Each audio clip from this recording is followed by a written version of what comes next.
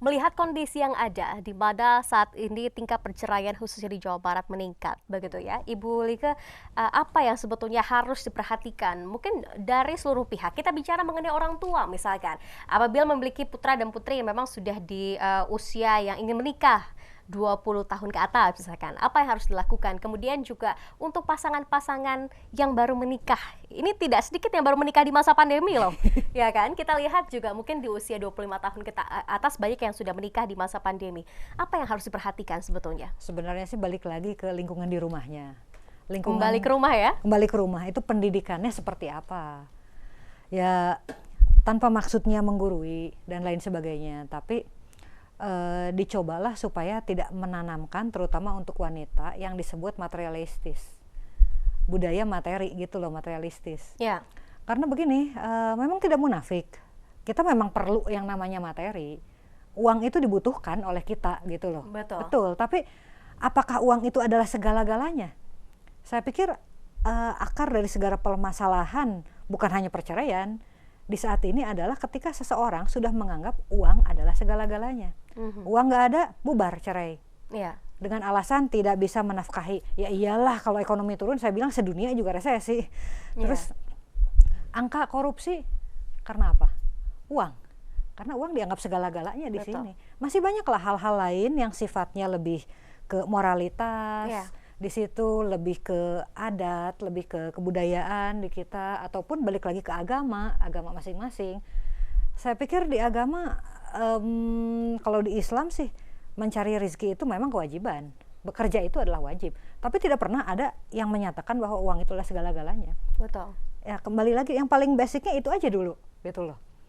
Bahwa ingat, uang juga ciptaan manusia, bukan ciptaan Tuhan. Jadi nggak usah dianggap segala-galanya. Itu pertama. Terus yang kedua, mungkin orang tua untuk anak-anaknya harus menanyakan kembali dan harusnya mengetahui siap atau tidak secara mental anaknya untuk menikah. Iya, betul. Itu aja. Jadi mungkin finansial siap, tapi secara mental ada goncangan sedikit seperti ini, finansial turun, udah deh cerai. Atau mungkin jangan-jangan ada yang modus. Modusnya ekonomi, padahal mungkin ada hal-hal lain. Itu kan banyak sebetulnya seperti itu. Oke, jadi tadi ya masalah ekonomi mungkin melihat saat ini banyak yang bisa kita katakan lebih mementingkan dari segi keuangan begitu. Jadi artinya sebetulnya tidak masalah ya untuk perempuan berkarir, punya aktivitas begitu. Bagaimana menurut Bu Lika? Ya, karena ada yang alasannya karena banyak aktivitas, kurang waktu bersama begitu. Ada yang alasannya seperti itu misalkan. Kurang aktivitas. Terus alasannya jadi kurang karena banyak waktu bersama, terus jadi perceraian gitu alasannya.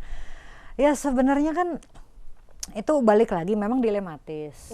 Bagi wanita karir lah terutama itu dilematis. Satu sisi ingin berkarir sehebat mungkin, apalagi kalau kita bicaranya gender, menggaungkan kesetaraan gender. Cuman kan ada fitrahnya perempuan. Nah, ini yang juga harus diingat begitu ya, fitrahnya seorang perempuan.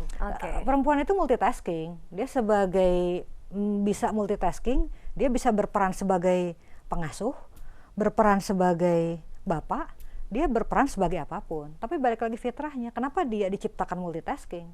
Supaya tidak lupa kewajiban pada keluarga. Oke, baik.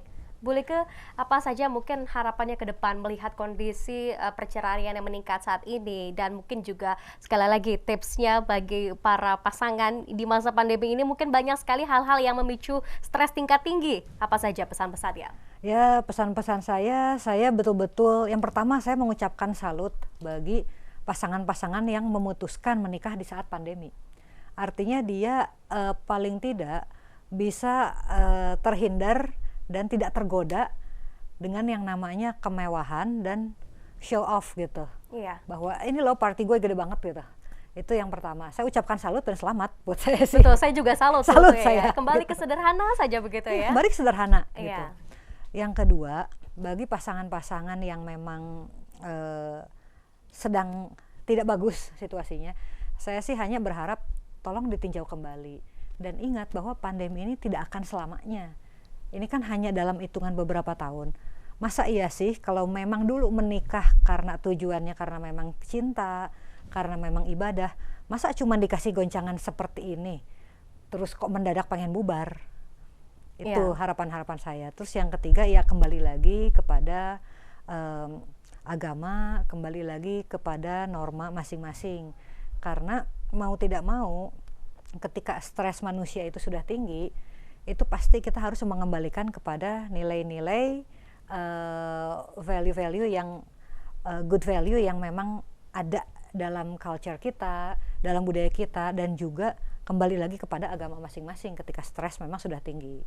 Kurang lebih seperti itu. Baik, jadi seperti yang disampaikan oleh Ibu Like tadi bahwa pandemi COVID-19 ini akan berlalu, badai pasti berlalu. Betul. Tapi jangan sampai permasalahan yang ada di mana kondisinya sangat berpengaruh terhadap ekonomi dan bahkan sampai ke rumah tangga, ini jangan sampai terjadi. Dan kita harapkan tadi ya pesan-pesan Ibu Like untuk para pasangan yang baru menikah ini ternyata perlu juga memperhatikan dari segi mental, bukan hanya sekali lagi dari segi keuangan. Terima kasih banyak Ibu Gardika Martanegara, beliau selaku pengamat sosial, sudah berbincang bersama dengan iNews Jabar pada pagi hari ini. Dan tadi juga kita sudah berbincang bersama dengan jubir dari Pengadilan Agama Soreang, Pak Bahar, yang sudah tersambung melalui line telepon. Dan perbincangan tadi sekaligus menutup perjumpaan kita dalam iNews Jabar kali ini. Anda dapat menyimak kembali seluruh paket berita kami melalui kanal YouTube iNews Bandung. Saya Basel Putri bersama kerabat kerja yang bertugas mengucapkan terima kasih atas perhatian Anda. Selamat beraktivitas dan sampai jumpa.